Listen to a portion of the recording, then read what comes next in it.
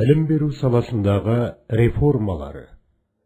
Құрметті оқушылар, бұл тақырыпта Қазақстанда ғылымның дамуы, қоғамдық гуманитарлық бағыттағы түрлі өзгерістер, әдебиет және көркемөнер туындылары жайлы мәдени мұра бағдарламасы мен президенттің Қазақстан 2030 стратегиялық бағдарламасының негізгі бағыттарына тоқталамыз.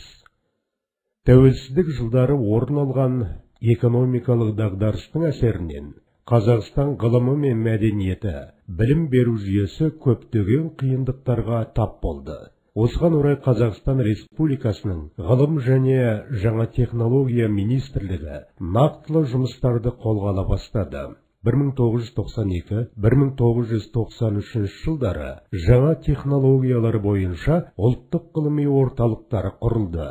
Дегенмен іргетасы бұрыннан қаланған ғылыми ошақтар, атап айтқанда геология, химия, механика, тағы басқа қиындыққа қарамастан өз тұрғыларын сақтап қалды. 1996 жылы Қазақстан Республикасы президентінің жарлығына сәйкес мемлекет ғылыми саланы қайта жаңғыртуға, академиялық ғылымның реформалық жолдарын анықтауға бет бұрды. Ал 2001 жылы министрлік мақсатты бағдарламаларды қаржыландыруға көшті. 1995 жылға Конституцияның 30 бабы бойынша баршаға бірдей міндетті болып есептелетін толық орта білім алуды мемлекет тегін жүргізеді. Әйткенмен мектеп бітірген жас жеткіншектің одан әрі қандай оқуға түсуі мемлекеттік немесе жеке өз қалауына байланысты. Сонымен бірге елбасының қолдауымен болашақ бағдарламасының негізінде қазақ жастары шет елдерде білім алуға мүмкіндік алды. Сонымен қатар 1997-1998 оқу жылынан бастап жалпы білім беретін мекемелерде ақпараттандыру мен компьютерлендіру бағдарламасын орындау міндеттелінді. Осыған орай 2001 жылы мектептерді компьютерлендіру толығымен аяқталды. Қазақстан Республикасы президентінің 2004 жылғы қазандағы жарлығымен бекітілген Қазақстан Республикасында білім беруді дамытудың 2005-2013 жылдарға арналған мемлекеттік бағдарламасында 12 жылдық орта білім жүйесіне көшу белгіленген. Сондай-ақ халық жазушысы Олжас Сүлейменовтің дүниежүзі тілдерінің даму заңдылықтарын саралаған көлемді еңбегі жазу тілі кітабы жарық көрді. Ал Мұхтар Шахановтың «Өркениеттің адасуы» кітабы республикадан тыс жерлерге мәлім болды. Өлеңмен жазылған бұл романда автор адамдардың өзара қауышуы негізінде қалыптасқан дәстүрлі құндылықтардан айырылып қалуы, соның салдарынан гуманистік ұстанымдардың жойылып бара жатуы бүкіл адамзатты рухани тығырыққа әкеліп тіреп отыр деген қорытынды жасаған.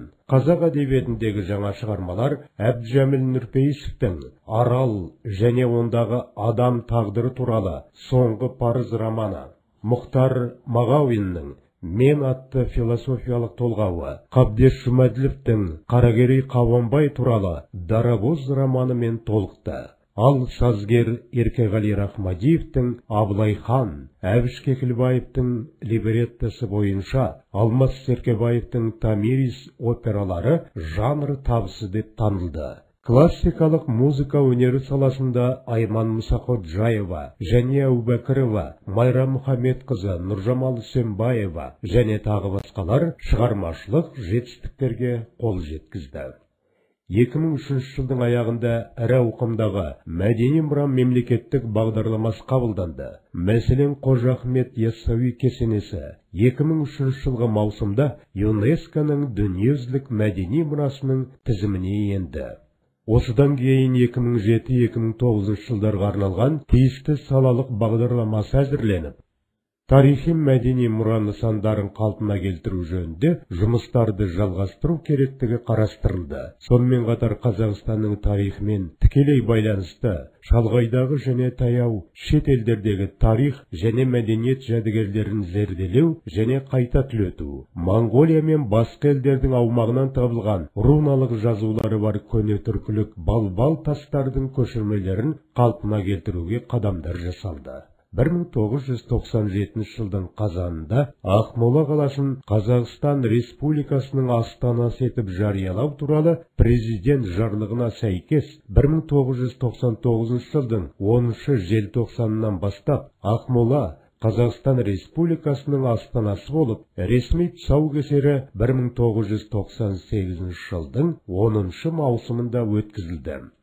Қазақстан мен оның астанасы үшін Бәйтерек монументінің құрылысы философиялық, саяси және тарихи ойды тұтас біріктірген. Ал бейбітшілік пен келісім сарайы әлем діндері бас қосатын жерге айналса, 1999 жылдың шілдесінде Астана қаласы ЮНЕСКО-ның әлем қаласы сыйлығымен марапатталды. Қазақстан Республикасы президентінің 1997 жылғы қазандағы Қазақстан 2030 барлық қазақстандықтардың өсіп өркендеуі, қауіпсіздігі және әл-ауқатының артуы атты Қазақстан халқына жолдауы тәуелсіз еліміз тарихындағы мемлекетіміздің маңызды құжаты болып табылады. Бағдарламада Қазақстанның қарқынды дамуын қамтамасыз етуге бағытталған стратегиялық мәнді 7 негізгі ұзақ мерзімді басымдық белгіленгені мәлім. Қазақстан 2030 стратегиялық бағдарламасынан кейінгі жылдары елбасының жасаған жолдаулары осы бағдарламаның заңды жалғасы болып табылады. Қорыта айтқанда, тәуелсіздік жылдарында ғылым мен білім берудің мемлекеттік бағдарламасы жасалып, оны жетілдіруге мемлекет тарапынан көңіл бөлінді. Мәдени мұра бағдарламасы негізінде тарихи мәдени мұралар зерттеле бастады. Қазақстанның ұзақ жылдарға арналған жоспары жасалынды.